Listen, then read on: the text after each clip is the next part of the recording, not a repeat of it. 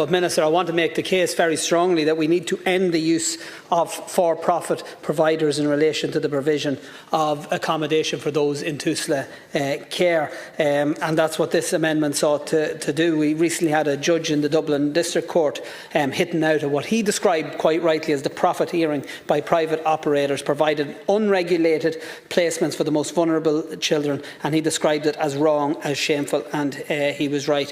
Special emergency arrangements are unregulated placements provided by private operators. They're not compliant with national standards, they're not inspected by HIQA, and they are typically in rented buildings. And we know from recent reports that a quarter of staff up to working in special emergency arrangements last year didn't have the required documentation to work with vulnerable children. So there's clearly a problem with those providers, and whether the amendment is accepted or not, I do hope that it's something you work on, because I do have to ask, Minister, how is it that every time there's vulnerable people involved that need accommodation, government figures out a way that a few lads will make a lot of money on it? It's just unbelievable, whether it's Tusla and that's the provision of care for children.